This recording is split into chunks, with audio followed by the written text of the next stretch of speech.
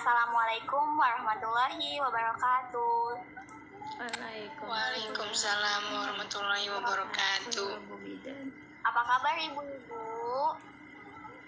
Alhamdulillah sehat. Alhamdulillah. Kita bertemu lagi. Nah, di sini perkenalkan, nama saya Alvina Fahmawati. Di sini saya akan memberikan solusi agar untuk ibu yang baru melahirkan agar payudaranya bersih dan sehat. Nah, untuk itu saya akan melakukan sosialisasi tentang perawatan payudara. Nah, untuk itu dengan selang waktu kurang lebih 10-15 menit. Apakah ibu bersedia? Iya, bersedia Ibu. Iya, Ibu. Ya, ibu bersedia. Baik. Di sini apa sih kita tuh tujuannya untuk melakukan perawatan payudara? Nah, untuk melakukan payudara ini banyak sekali manfaatnya. Salah satunya yaitu untuk menjaga kebersihan payudara, memperlancar sirkulasi payudara, merangsang produk ASI dan mencegah pembekakan pada payudara. Nah, untuk itu gimana sih cara kita agar payudara kita baik dan sehat? Di sini saya akan memberikan cara-caranya, yaitu ibu-ibu nanti persiapkan alat, yaitu ada baskom. Nah, baskomnya itu terdiri dari baskom berisi air hangat dan air dingin, handuk kecil, dan bila perlu pakai minyak kelapa atau baby oil.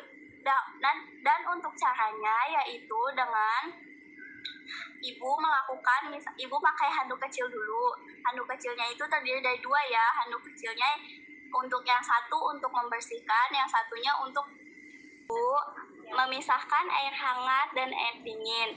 Lalu air hangatnya ini ditaruh pakai handuk kecil ini. Nah, handuk kecilnya ini tuh ditaruh di air hangat. Nah, setelah itu ibu pelan-pelan air hangatnya itu diperas dulu. Nah, untuk itu ibu melakukan di payudara, dilap pakai air hangat itu, dilap-lap, diputar-putar kayak gitu.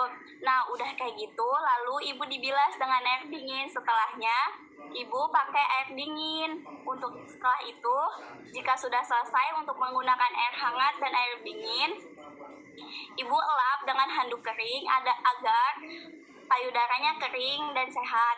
Nah, selanjutnya jika diperlukan ibu menggunakan baby oil atau minyak kelapa. Nah, itulah cara-cara untuk melakukan perawatan payudara dengan baik. Nah, bila ibu ada yang ingin berkonsultasi dan ingin menanyakan perihal lain, boleh ditanyakan. Untuk itu, segitu saja pemaparan materi dari saya. Kurang dan lebihnya mohon maaf. Lalu ibu yang ingin bertanya silahkan. Saya ingin bertanya. Silahkan ibu, dengan ibu siapa? Nama saya Inisa Fitri. Saya ingin bertanya mengenai kira-kira saya baru minggu kemarin melahirkan.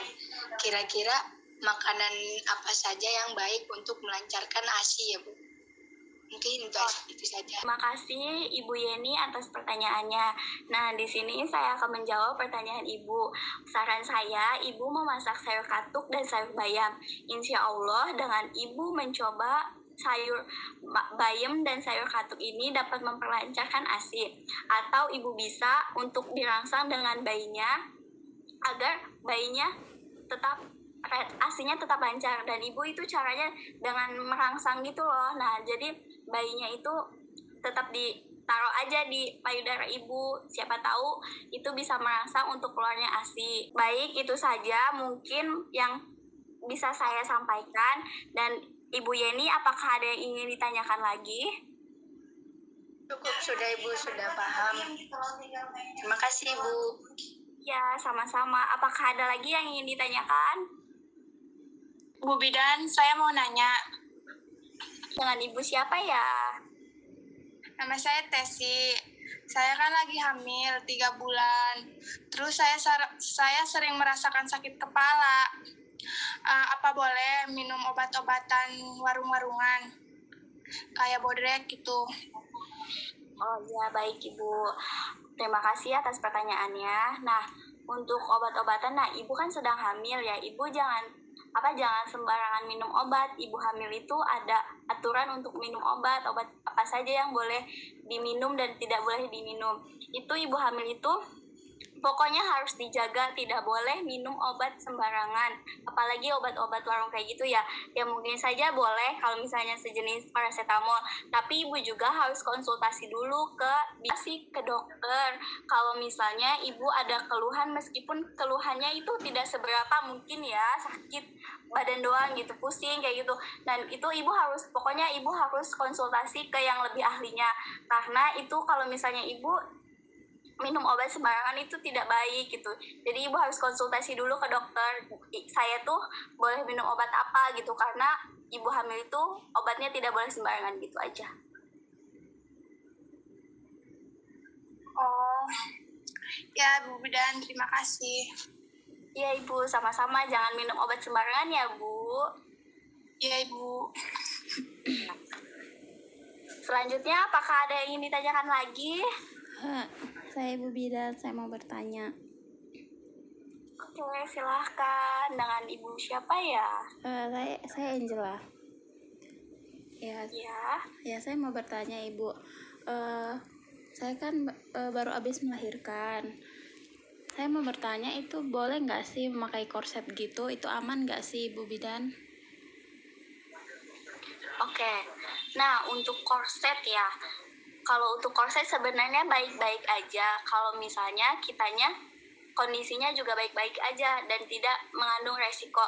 Kalau misalnya ada resiko di perut kita atau di alat atau di tubuh kita gitu. Ulangin. 1, 2, 3. Ulangin ya Lita nih. Ya udah.